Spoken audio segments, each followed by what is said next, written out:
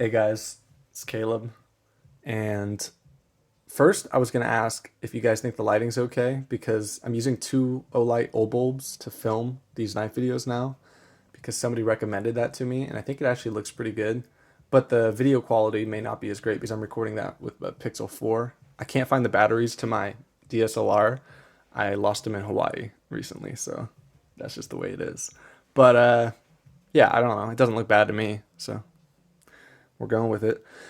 This is the 9400. I just got this. We're going to open it up for the first time, take a look at it. And I just cut the little stickers on the side just so I can get in there. And then this is a 941. This is a Benchmade bailout, kind of like the bigger bug out. But I just think this one is so much better because of the aluminum scales. And it's got an M4 blade, which is awesome. So anyways, yeah, let's take a look at it.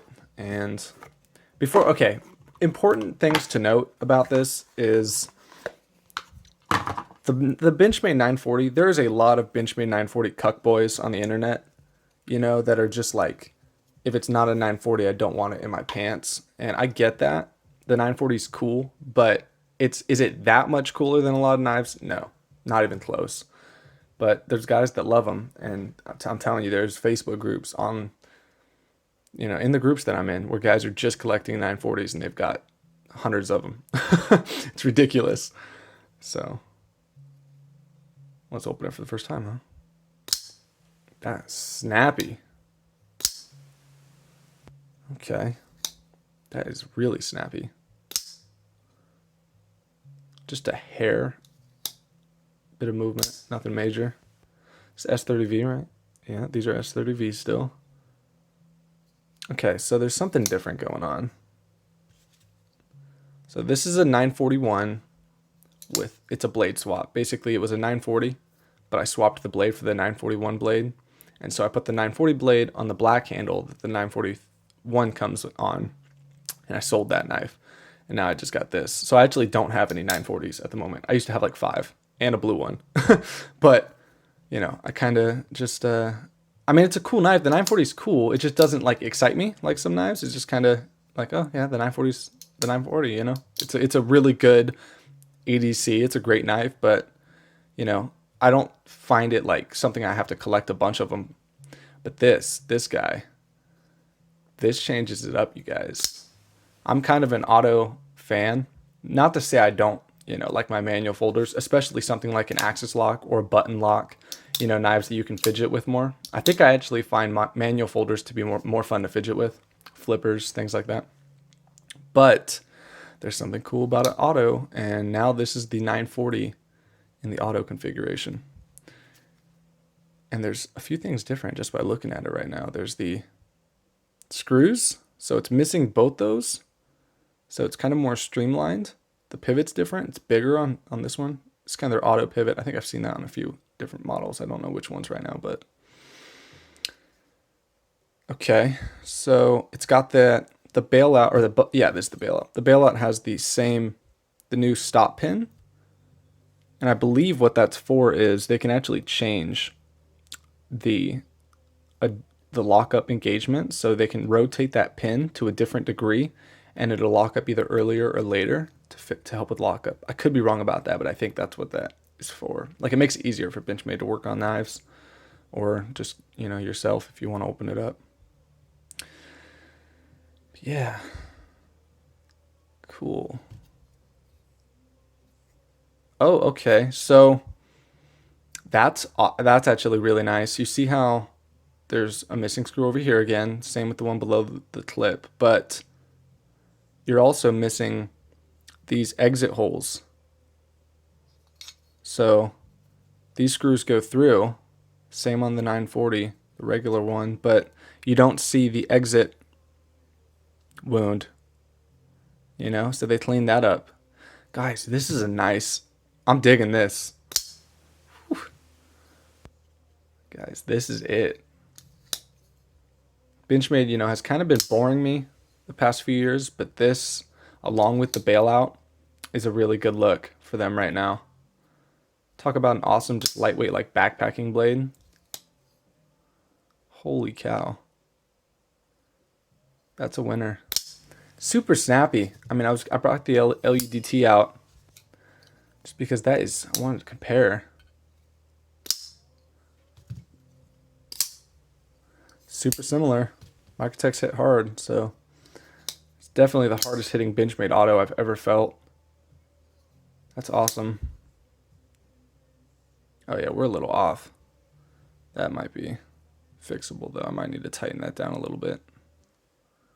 See, that is a bit off. Where's a... I know I have a torque somewhere, but not sure where it is. It's probably an easy fix. Most of my Benchmades are usually pretty good with centering. But that is a little bit interesting to see out of the box. So, yeah, I think these are running 230, 240, something like that. Oh, okay. I was just thinking about this safety in the back. So they actually don't have the standard jimping cutout. So the little milling going on right there. You just have the safety, but it kind of acts as the same thing. It's a little bit further behind, but if you engage it, that's nice. Not too bad, but then you can't close it.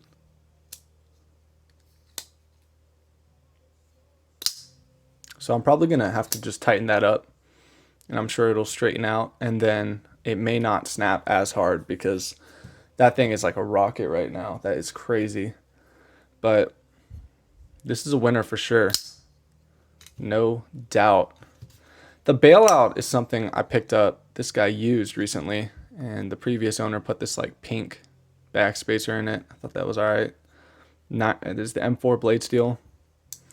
Super thin, a little bit of a wider, stronger, maybe. I don't know. Maybe not stronger, but you know, just kind of more of a mean looking knife for sure. I think I definitely prefer this guy, but I do like the bailout. Not a bad knife from Benchmade. Can't go wrong with either one of these newer models for sure. You know, I like aluminum scales. I wish they would do something other than OD green. I mean, I like OD green, but come on, some other variation. And they have with a few other models, actually. I do need to make some videos on them. They've been getting a little more creative with colors, so I'm kind of critiquing them too hard there for sure. But yeah, not much else to say. I mean, I know some guys like to always say all the specs and talk about every little detail, but I really just don't care. That kind of bores me. You know, we all get it. We know Benchmade makes good knives. So does Microtech. So does Spyderco. So does Cold Steel, for that matter. Like, everybody makes pretty good knives, right?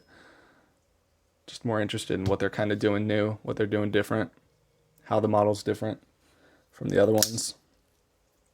This is awesome. I do like the 940 for its little, you see how the tip goes from like kind of thinner and then it gets this little wedge right here in the end. I love that.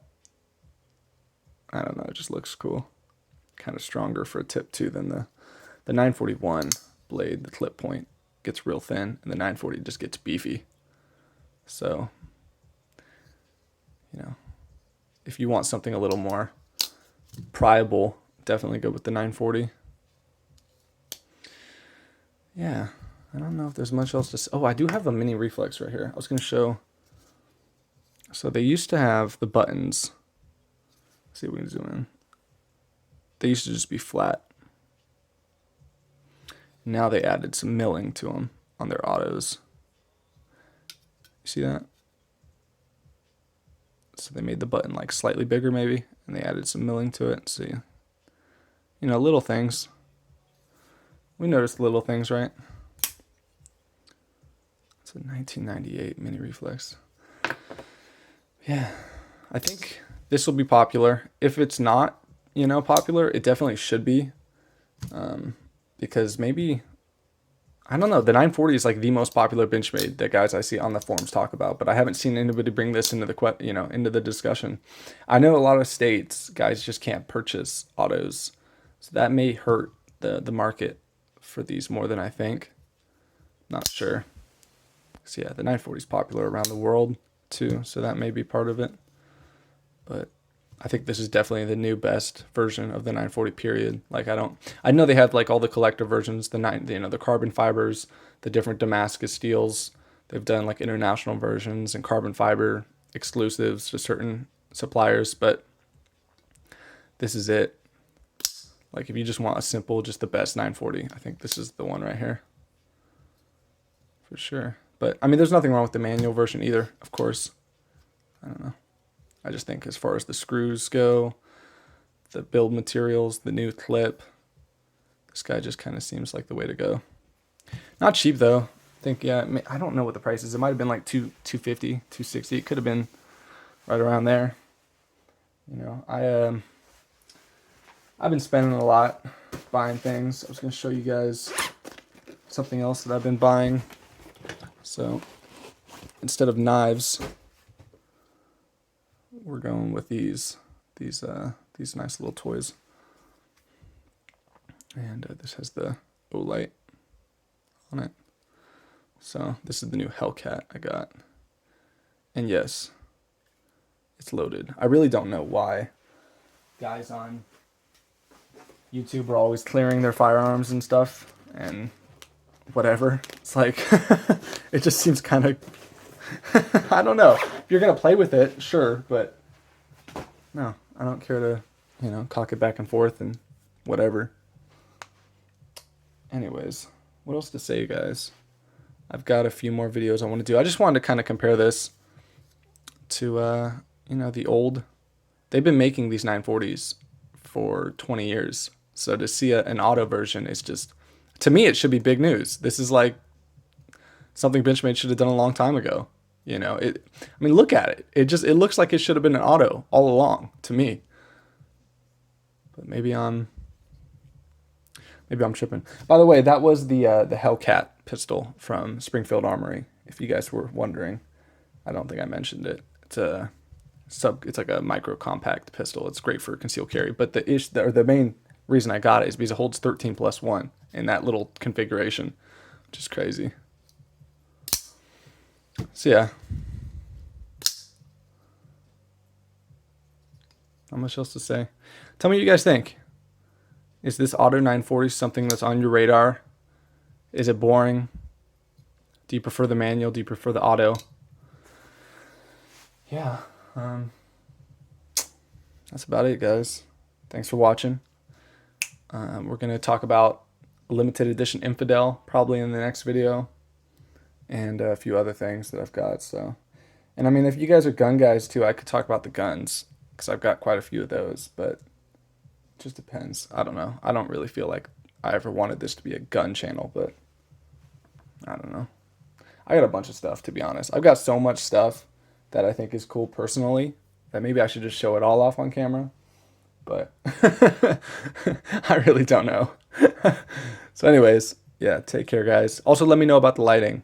Is this decent enough, or should I film stuff outside again or whatever? So have a good one. Thanks for watching. Take care, everybody.